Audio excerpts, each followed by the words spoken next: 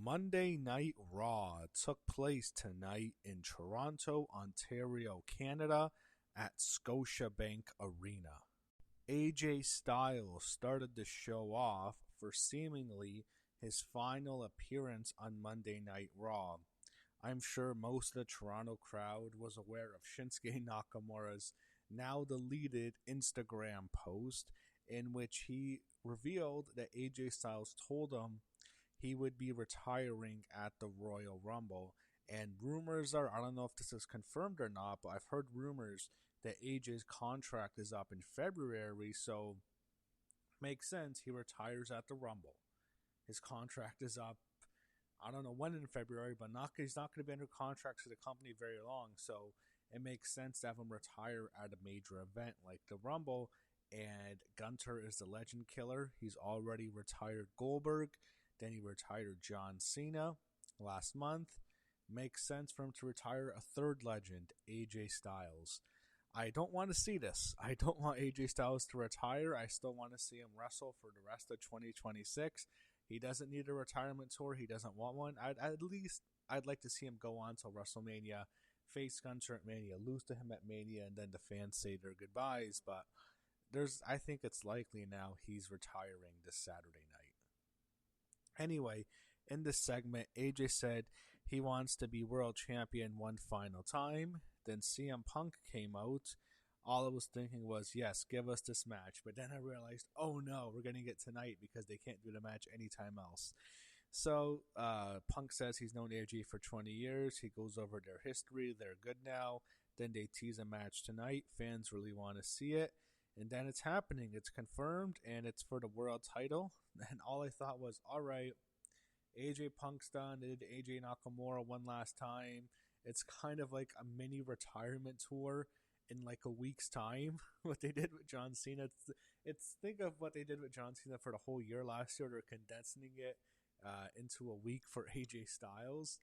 It's kind of what we're getting. I'm expecting him to retire at the Rumble.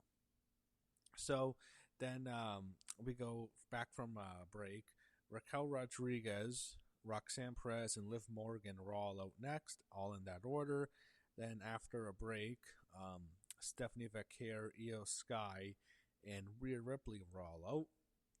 And then we get a 6-woman tag team match. Liv Morgan, Roxanne Perez, and Raquel Rodriguez against Rhea Ripley, Io Sky, and Stephanie Vaquer, who is the Women's World Champion. So this is the first match Stephanie has had in a while. She's had that ankle injury. And I just feel like with Stephanie's title reign, it hasn't been booked well. And we're noticing this pattern with the women in their title reigns. Whenever they get a push, they get the big championship win. It's like they go to the back burner and they don't have much to do, and they're off TV for a while.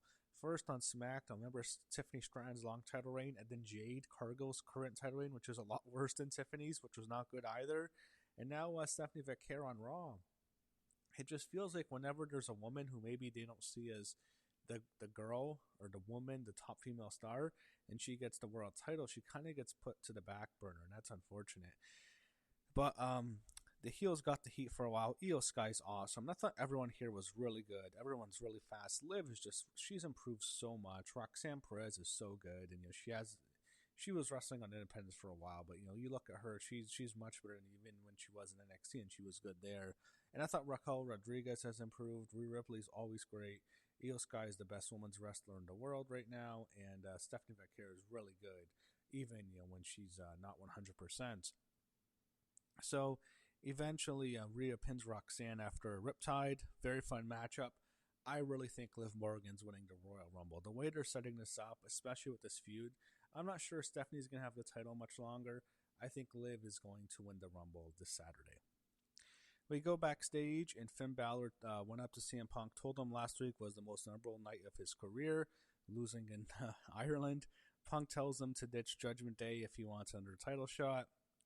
Then we had Division out next. Paul Heyman's ripping into the city of Toronto. Then he praises and puts over each member of the group. And then he presents his case, basically, against Adam Pearce. Paul Heyman as he's usually like a defense attorney in most cases, but here he was a prosecutor. Adam Pearce comes out. He apologizes to Braun Breaker. He lifts the suspension, and then he puts all members of the division in the Royal Rumble, and then he makes Austin Theory and Rey Mysterio in a match tonight. All I was thinking was, all right, there's someone above Pierce. Who's it going to be? I hope it's not Brock, because Brock doesn't really give a shit about that. Why does Brock care about Braun Breaker in the division? Maybe it's it could be Triple H. They could use him in storyline. It could also be a particular boss who sits on the board. A final boss. I think that's extremely unlikely. Maybe next year, but not this year. So Rey Mysterio comes up with Penta and Dragon Lee with him, and he took on Austin Theory. So the Division interfered in this match, allowing Austin Theory to get the win over Rey. After the match, the Division really beat up all three of them, Rey, Penta, and Dragon Lee. They just beat them down, hit their finishers, and the storyline is someone is threatening Pierce, or they have something on Pierce, and maybe he's being threatened with his job. We don't know, but there's a higher power. It was me all along, Austin. I'm the higher. No, I'm kidding. We get some natty video package, and Natalya actually posted on her social media of Natty pissing on the grave of Natalya, so she's now Natty. She is the Bloodsport Natty. Backstage, Raquel got into a confrontation with both Lyra Valkyria and Bayley. Bayley was actually kind of funny here. Then Stephanie Vaquer jumps her, and then they're separated backstage. A whole bunch of the women, and not just a woman, like the whole bunch of the roster was probably there because I think almost the entire WWE roster is going to Toronto, and then they're going to fly out of Toronto to Saudi Arabia. So I think that's why you had so many people there. We got a Roman Reigns video package. Of course, he can't be bothered to make an appearance. We haven't seen Roman Reigns since Survivor Series, so it's going to be 2 full months until he appears again at the Rumble. Like, he couldn't make one appearance. We got a sit-down interview with Michael Cole interviewing Gunter, and Gunter says he's sick and tired of old-timers. He brings up Goldberg and John Cena before getting to AJ Styles. He threatens Cole. All I thought here was, man, Gunter is a really asshole, just a prick type of heel that you really hate. And he's doing a great job. Ever since he got that huge career win over John Cena, the biggest one of his career by far, I think he's done the best he's could. I don't think the booking's been the best. I don't think they've used him to his full capacity. But for what he's done, I think he's done a great job. Jey Uso did his stupid Yeet entrance. All I thought was, where's Jimmy? And I kind of got an update, not the one I really wanted to hear. Then the American Made and the other tag teams for the number 1 contenders match came out. Backstage, Adam Pearce is told by Finn Balor that he's declaring for the Rumble. Pearce tells him the match is full because he put all the members of the division in. And then when Finn's walking away, he's confronted by Liv Morgan for talking to CM Punk. And then we get to the World Tag Team Titles number 1 contenders match, Fatal 4-Way, New Day against Alpha Academy against Los Americanos versus American Made. So, unfortunately, I hate reporting this, but Michael Cole says Jimmy Uso is dealing with personal issues. I know Naomi's pregnant. I really haven't heard much. I don't think she's posted much on her Instagram or Facebook or X or whatever. I hope everything's okay with the child, because when he says personal issues, I think it could be a good thing. Maybe she's getting ready to give birth, which is wonderful, but it makes you really wonder, is something not right? I hope everything's okay with Naomi. But Otis and Tozawa won the match. American, they're called Alpha Academy. I don't even know what the hell they're called. American Made Alpha Academy. I don't even know, but they win. And then Jay holds up the belts, and they'll be the next opponents. Backstage, Jackie Redmond, who was decked out in Toronto Maple Leafs gear, interviews Becky Lynch, who insults the Toronto Maple Leafs in Toronto, getting heat, of course. Then Kyrie and Asuka confront her. Asuka says, "See you at the Rumble." Then she yells at Kyrie like she does every Monday. Backstage, we see AJ Styles warming up for the world title match. Then the young OG, Javon Evans, wishes him luck. He did not wrestle on the show. He had an injury last week. Hope he's all right.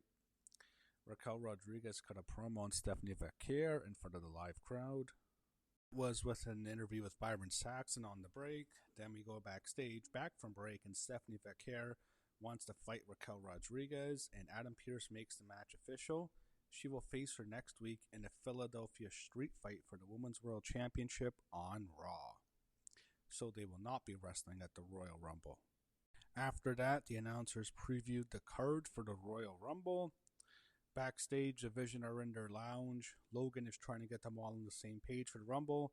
He says Braun should be the winner, and all of them agree. Austin Theory agrees, Bronson Reed agrees, and Paul Heyman obviously agrees. And I think Braun Breaker is going to win this Rumble. I don't think it's going to Roman. I think having Roman win the Rumble again is a mistake.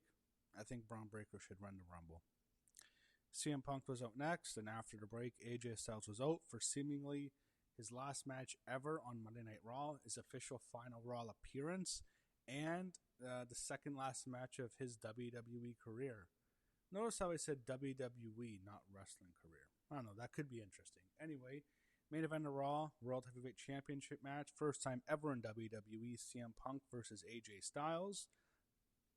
So they're really doing a great job of making us think AJ is retiring, and it's to the point where I fully expect him to retire now. So if he's winning and he's not retiring, they deserve to be nominated for an Oscar. Maybe what's that movie? Sinners can give up one of its nominations to WWE because they got as good if AJ really isn't retiring, which I think he is. So there were dueling chants, CM Punk, AJ Styles. They were having a decent matchup. Doesn't feel like the match we saw on Saturday with AJ and Nakamura. And, to be honest, Punk and AJ is a match people have talked about online. To me, personally, it's like never really been a match that I've really thought as a dream match. I don't mind it. I wouldn't be against it. It's never really been really appealing to me in that way as much as some of the other matches that people would consider a dream match. But they're having a good matchup here. Punk hit the go to sleep on the outside. Punk kicked out of a Styles Clash in the ring. And then I think Punk's going for a GTS again later in the match. But that's when Finn Balor jumps in the ring, gives Punk a drop kick, causing a disqualification. Then he just beats down CM Punk to end the show. I think he hit 2 drop kicks into the barricade. It was pretty obvious it was supposed to break the barricade, but Finn is such a small man that he couldn't drive Punk through the barricade, and he hit like the coup de grace 3 times. And that's how Raw ended tonight. Not the greatest show. I thought it started really good with Punk and AJ. I really liked the women's match. The Vision stuff was interesting. That freeze. Sorry. Anyway, I did think Raw was a good show tonight. I liked the ending. I thought the match was good. It wasn't the greatest. I didn't like the ending, but I did think the match was still a really good match, and it was a cool match to see on Raw. Not a match you expect to really ever see on Raw. And we got Punk and AJ. It wasn't a perfect show by any means, but I did. There was a lot to it that I liked. The beginning was really good. The women's match was my favorite match on the show, and I did like the Vision stuff. I thought it built up to something interesting. We'll see where they go with it, but I thought the Raw go-home show to the Rumble was a pretty good show, and we'll see what happens this Saturday as the Royal Rumble is upon us.